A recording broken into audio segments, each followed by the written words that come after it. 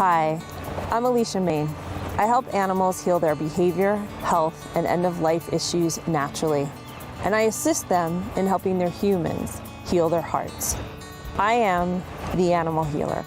Oh, and did I mention, I'm not usually in the room, state, or country that they're located in when we do our sessions. Join me weekly for Animal Healer TV Live as we explore quantum reality and learn just what's possible in helping animals and humans heal their behaviors, health, and hearts through the quantum energy field.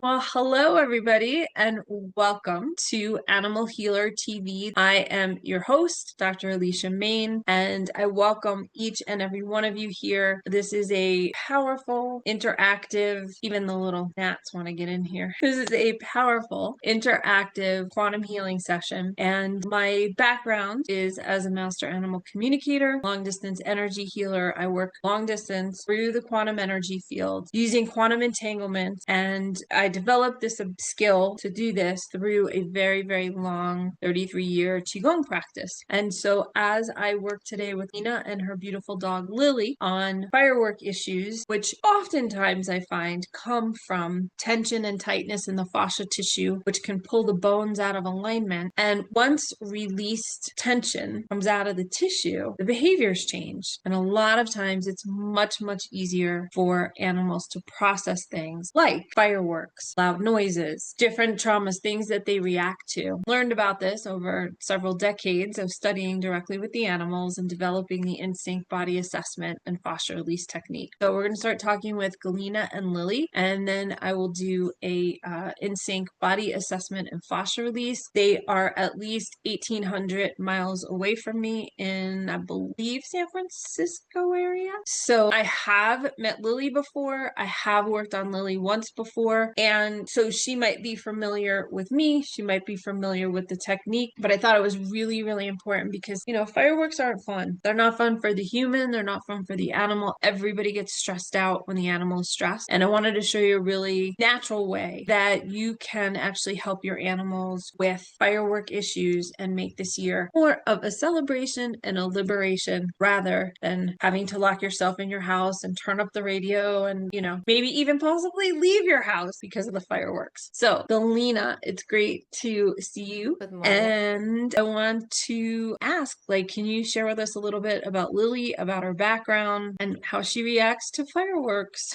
Yeah, Lily, we adopted her about a year and a half ago. So she's about 2.5 years old. She was a mama found in Central Valley. And when we got her, she kind of picked us. She was the sweetest little dog, and she is still. And we started learning when we got her, we started learning little quirks that she was scared to come from the backyard. She loud noises in the house, she kind of wasn't sure about. A little bit reactivity here and there. So, and that's kind of sent me to all of us to kind of explore more of different. We tried training because we're like, oh, she has to. We tried conditioning because the food, but she was actually, with the loud noises, she refuses to eat. She'll be freezes and stuff. So this wasn't working. We tried fecal transplant. We tried tapping. So it's little things kind of here and there, but the fireworks kind of stay with us. Loud noises of fireworks kind of puts her into the freezer mode. Okay. And it's really for all of us, it's stressful because before we maybe even didn't notice the fireworks, and we want to help her because it's very stressful to see her freezing up. And then also too, that creates a chain reaction in us that we start to freeze up. And one of the things that happens too, when we experience something, the animals or us humans, any of us mammals, things happen and that energy actually kind of gets locked in our fascia tissue. And so the fascia tissue sits right underneath our skin. Fascia tissue sits literally right underneath the skin. And basically it's like cotton candy. And that's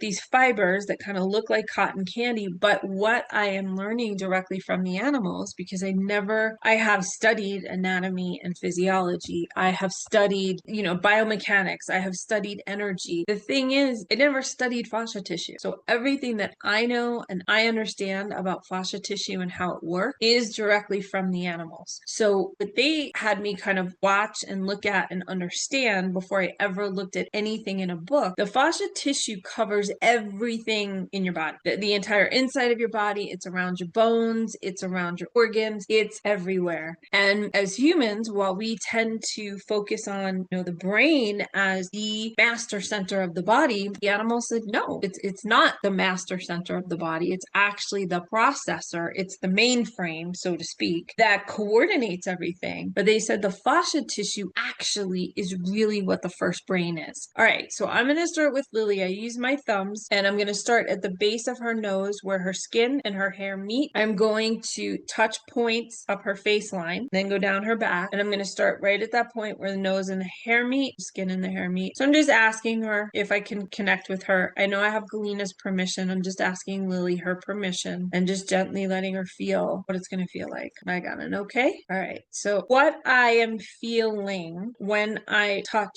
animals at thousands of miles away, it feels like my thumbs are literally touching her nose. So the right side and I'm going up the midline, and I'm about an inch off of the midline. The right side is compressed downward a little bit. Left side is popped up a little bit. So I'm just going to release that fascia tissue. Oh, my mom just hopped on. All right. So I'm going to release that fascia tissue. And sometimes we'll see something. Sometimes we won't. Sometimes we'll feel something. Like some of us that are empaths, like you might also be able to feel, yeah, I did feel that right side compress. And even though nothing happened with Lily, you might actually feel it release in you or in your animals. Now we're going to go to the second point, which is about 2 inches above where the nose, skin, and the hair meet. So on that point, we're actually pretty okay and more balanced. So what I'm feeling for is there symmetry across, the right side and the left side. Is there symmetry? Sometimes one side is compressed down, sometimes one side is popped up, sometimes one side is rolled forward or rolled backward. So I'm looking for symmetry that allows the fascia tissue to just feel like it's flexible, it's pliable, that chi is flowing through it. Chi is our vital life force energy. And if there's any compression or clogging, if it's compressed or clogged or rotated, what's really going to happen is the energy inside isn't going to flow properly. And it's that energy backup. They can create health issues like allergies, can create eye issues, skin issues. It can create behavior issues like anxieties or stresses or reactivity or fear. So fascia tissue is really, really pretty amazing. All right, so now I'm up on her third point, which is 2 inches above the second point. And there too, we're actually pretty good. The left side's a tiny bit tighter. So as I put my fingers there and I'm not sending her any energy, just gently holding points. And now that's opening. All right, now I'm going up to the fourth point, which is right about here on her nose. So we're a little compressed down on the right, little popped up on the left. Okay, and that is releasing itself. And Galina, how is she feeling to you? She looks very relaxed. Like her eyes, though, I can see flickering. And they close, but inside they can moving. Now I'm on the fifth point, so I'm about 2 inches below her eyes. So again, there we've got just a tiny bit of compression on the right, just a little bit of popping up on the left. So just releasing that. Her ear just flicked. Okay, and now that energy, which was a little constricted, is now okay.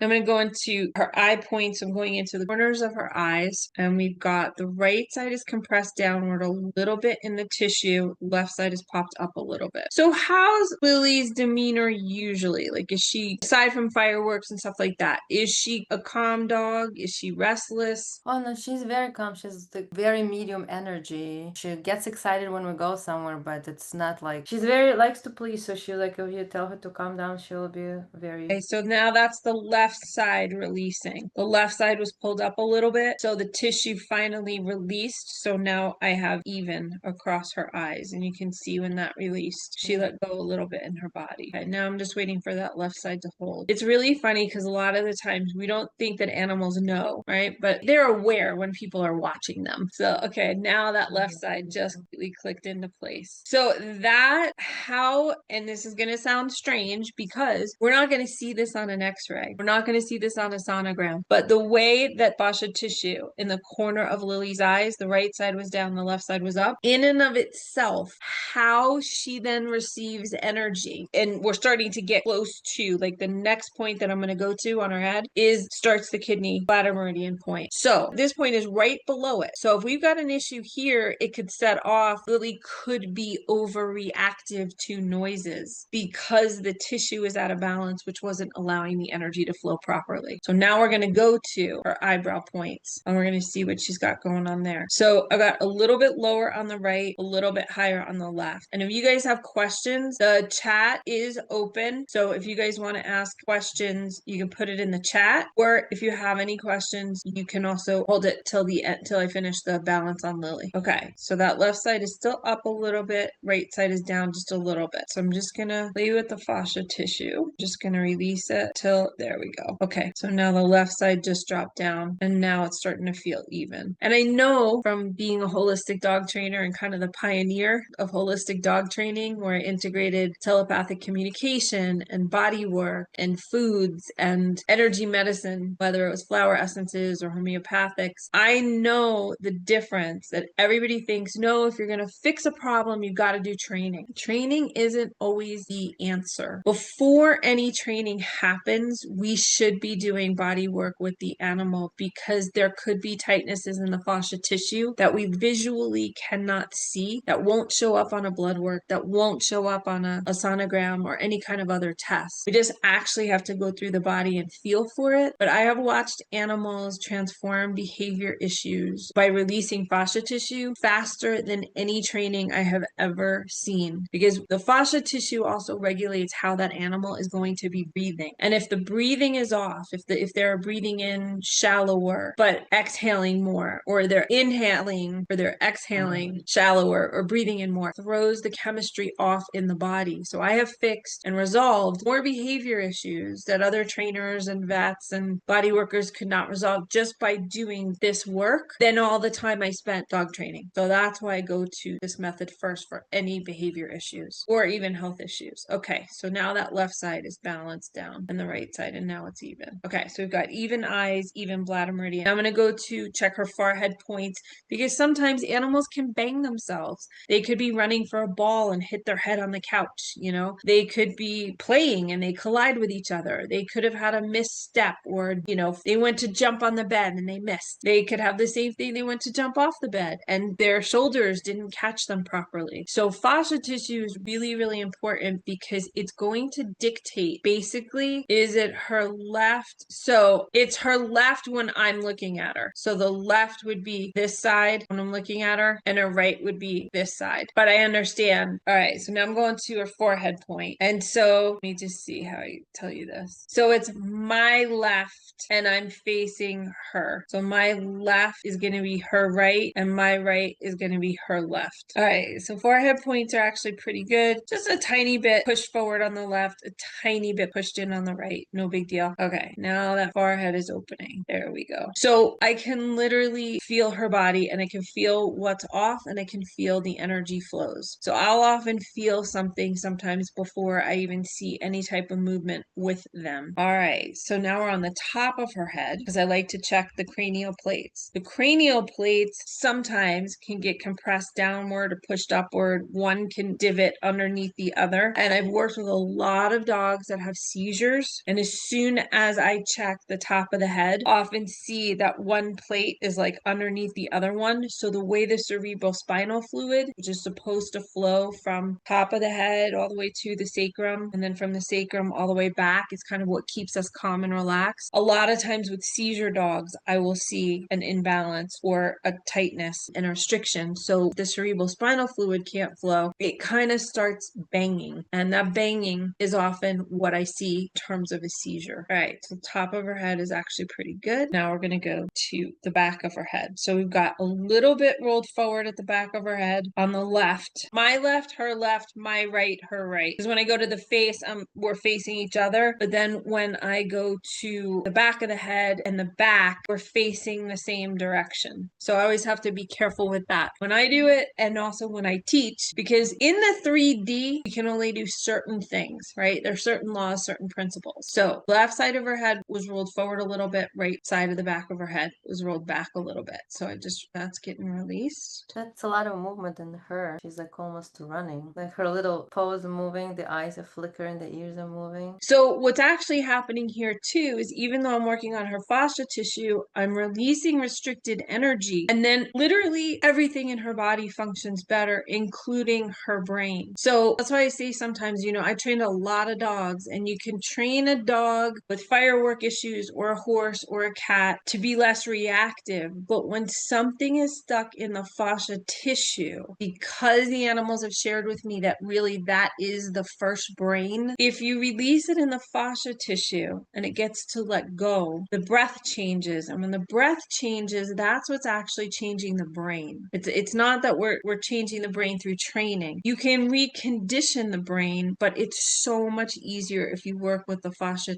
tissue. This isn't just for the animals, this is for us as well. I have a lot of fascia tissue work done with myself because I've had numerous accidents. It is so powerful how quickly the body can heal and how quick brain can change and how quickly the behavior can change once the fascia tissue is actually unrestricted. Okay, so now I'm going to go to the occiput. So now I'm basically at the base of her spine, base of her skull, top of her spine. All right, what do we got there, girl? Not bad. We just got a little bit rolled forward on the left, a little bit rolled back on the right. Not a big deal. So we're going to release that for her because the occiput it can shift literally how the skull is sitting in the head. Now, two ways that can happen. One, you actually have like a physical contact where, maybe even sometimes like animals fall forward, and it literally can affect because it can overstretch ligaments or tendons in the neck, and it can affect how the occiput is sitting. The other way that it can happen, fascia tissue gets tight. The tissue is tight. So we're just going to release that, and that allows the entire skull to relax. It allows the entire brain stem to relax. So we're on her first cervical vertebrae. That actually feels good. Okay, so now I'm on 2 is pulled back on the right, and on the left, it's popped up a little bit. So I'm releasing that. You can just see she took a swallow. So these little things, believe it or not, can all be contributing to Lily's firework anxiety, to any dog's reactivity or horse or cat. We can't see it. It's very, very subtle, but we can learn and remember how to feel it. And then we can help our animals move through lots of different things. Okay, C2 is good. C3. C3 also is a little bit rolled back on the right, a little bit popped up on the left. And I get that also like affects her swallowing just a little bit. So it's going to also affect her respiration. So as we release this and she feels that throat mechanism feel more relaxed, it'll probably also drop energy down to her diaphragm. And as her diaphragm relaxes down, that's when we're really going to see a bigger breath and deeper change in the brain, that maybe fireworks or noises aren't so scary anymore, or definitely not as scary as they were. C4 is a tiny bit compressed downward towards the floor on the left. Okay, so I'm on her C7. It's just a tiny bit pulled into the center, so my fingers are just there, and I'm just going to release. A lot of gurgling going on in her tummy. Because I just felt sometimes I will surrogate burp, like if gas is releasing. So I just felt a little burp come up from me. So as I do this session, she is receiving, working on her full body, all her organs, all her tissue, all her bone, all her nerves, all her tendons, ligaments. Everything is getting relaxed and released. And all of her systems, her digestive system, her endocrine system, her respiratory system, everything is getting addressed in this one session. Okay, so I'm on her T1. Okay, T2. And when I say it's opening, so it's aligned, but sometimes it's just a hair tight and there could be more breath. There could be more room for more breath to get in there. And one of the keys that I have found in all this work and in my research over the last 30 years, the breath is the key component for everything. And if the breath, so you want maximum amount of breath, but in order to get maximum breath, if the fascia tissue is tight, open it. It helps increase respiration, it helps increase the relaxation, and it helps the body get healthy and balanced, whether that's behaviorally or health-wise. Okay, right now I did her T4, which was fine. Okay, back to T5, T6. Okay, so now I'm on her T7, thoracic 8. So it's just a little, it's totally balanced and aligned. It's just a little, got a little bit of clogging, just a little. And so I'll just hold my fingers there so she can feel it. And she goes, okay, I can relax that. I can release that. So yes, your animals could be hearing this. Your animals could definitely be reacting, and you could be feeling it as well. Okay, now I'm on her T9. So T9 is compressed downward a little bit on the right, and it popped up a little bit on the left. Okay, that's her T9 opening. There's her T10. So the right side is pushed forward a little bit. The left side is popped up a little bit. Okay, so now she took a breath, and T9 went right back into, I don't remember, I think it was T9 or 10. Now that's opening beautifully. So now we've got way more breath in there. So Kathy said was tight, tingly, now open and balanced. Yep, you can see, right? Her body posture changed again because she's like, oh, I have more access to myself. T10 is a little compressed down on the right and the left side is a little bit stuck upward. So it's going to release that so we can really help her get most amount of relaxation. So now I'm going to check her T11. So T11, the left side is fine. The right side is rolled forward a little bit. So we're going to release T12. That one's good. T13. T13 is a little compressed downward on the right, a little rolled forward on the left in terms of the fascia tissue. You can see her ears and just watch her body. You might see a breath. I can definitely see more happening in her belly area. T13. All right, now we're going to go to our L1. L1 is a little bit compressed downward on the right, a tiny bit rolled back on the left, and popped up on the left. So we're releasing that for her. And we got a nice big yawn. Good job, girl. And again, I'm not asking her anything. Nothing. I'm just feeling what's going on. All right, that was her lumbar 1. There we go. Let's go to lumbar 2. Good. Lumbar 3. Lumbar 3 is a tiny bit rolled back on the right, tiny bit forward on the left. Releasing that. All right, L4 is rolled back just a little bit on the left, rolled forward a little bit on the right. So we're releasing that for her. Okay, L5. We saw that breath fill up our body. All right, now we've got our L6, which is good. L7. We're a little bit compressed down on L7 on the right and popped up and forward a little bit on the left. So just releasing that. And how does her back look? Does her back look longer? Does she feel like a different dog to you than what we started with? Nice yawn. Okay, we're going to go to our sacrum 1. Sacrum 1's a tiny bit rolled forward on the left, a tiny bit rolled back on the right. No big deal. I would expect to see that on a 2.5-year-old dog that's active. S2, tiny bit of a compression on the right side downward. And S3. That feels good. Okay, so we've gone from nose to tail. Now we're going to go to the underside of her body. So I'm going to be putting my hands kind of like around her shoulders, and I'm going to be putting my fingers in her pectoral muscles. What I notice about the back line is it's the will centers, it's a lot of the behaviors we can really shift with the back line. The belly line, which I'm going to do now, tends to deal a lot more with emotional issues, okay? Sadnesses, upsets, angers, depression, fear, unsettledness, concern, worry. So what it's going to look like is my hands will be around her shoulders. I'm going into her pec muscles. I'm going to feel, because it's important for the shoulders and the shoulder girdle to be balanced and aligned physically for proper biomechanics and movement of the animal. So her right side is back a little bit. When I get to the pec muscles, her left side is forward just a little bit. So I'm going to release the fascia tissue there, and we're going to get more symmetry and balance. There we go. Okay, so that right side's back in place. The left side is relaxed down. Okay, so now I'm going to put my finger right on her chest bone, right on her sternum, and make sure that is centered, because a lot of times dogs, if a dog has a cough, if a dog has a swallowing problem, if a dog has an interesting gait and you notice that something's off, a lot of the times the sternum bone in the chest will be off and we need to rebalance it. So my finger's right on the center of her chest bone, and she's just a little down and low and to the right. So I'm going to release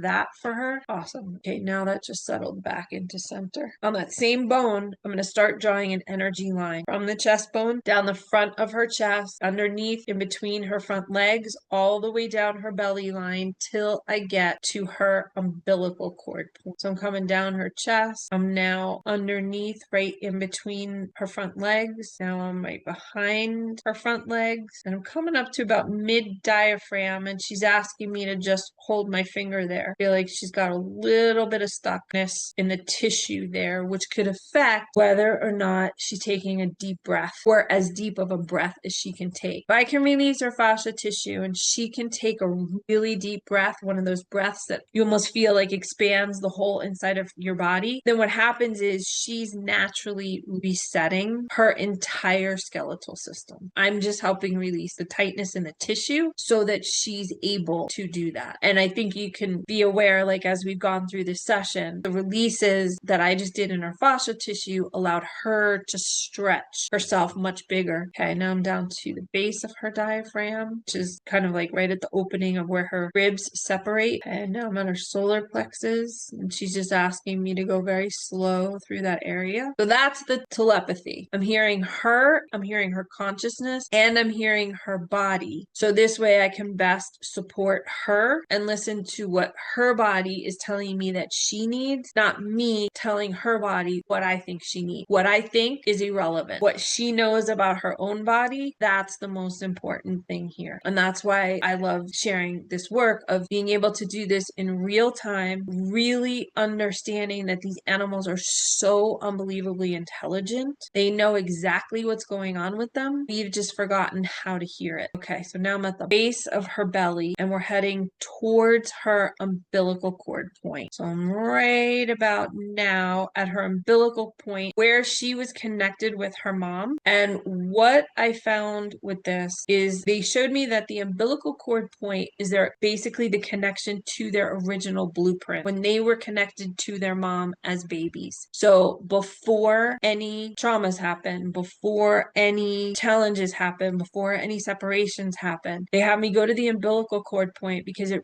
resets them to their original blueprint. So if they have had any traumas, if they have had illnesses, behavior issues, Lily was a rescue, right? Like that had its own set of traumas in there. This helps to reset the entire nervous system. So when we're finished with this, and now we're going to go to her hips. I'm just going to check her hips. Right side is pulled forward just a little bit. Left side is pulled back just a little bit. And with that space scar, I don't know if any of you felt it, but she was a mom. So she had kids. And we often don't think about this. Like, I know nobody bred her. She was a stray. So she got pregnant on the street. Okay, hips are balanced. And now I'm going to put Lily in a beautiful energy healing grid. And that grid is just going to say, basically you're surrounded and protected in an energy bubble of pink cloud energy and chi. You don't have to go back. Your muscles, your tissues, nothing has to revert back to where you were. You get to live from here forward. So that bubble is going to be around her for the next 48 hours. And what it's going to do is it's going to keep feeding her the energy of this connection with the unified field. So all of her cells can pick that up and she can move forward.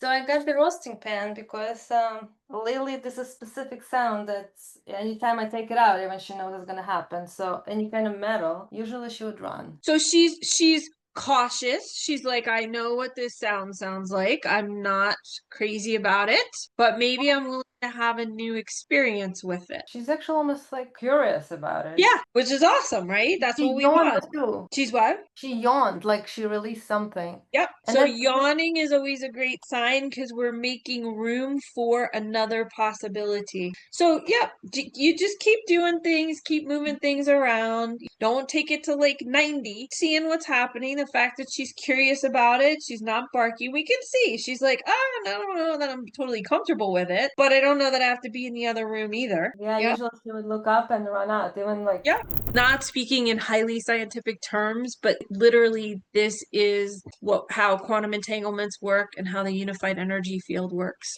So I hope everybody had an interesting session. Please feel free to shoot me an email at hello@animalhealer, HEELER.com if you've got any questions or thoughts or want to know how I can help your animals. I only helped open her fascia tissue, which let her release her body, and then just showed you how to open your bubble. And this is really how things work. And this is really actually how the animals work because they work off of energy more than words. thank you, everybody.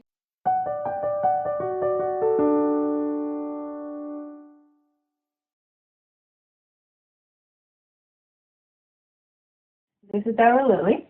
She's usually scared of loud noises, metal noises, fireworks, gunshots, and we tried different positive conditioning techniques with treats, but she would go in just freezing mode and would not even take the treat. So during Fascia release, during the session, I saw a lot of facial movements, a lot of stretching, yawning, and now we tried, right after the session, we tried also with the metal pan to see how she is, and we can try it actually now too as well.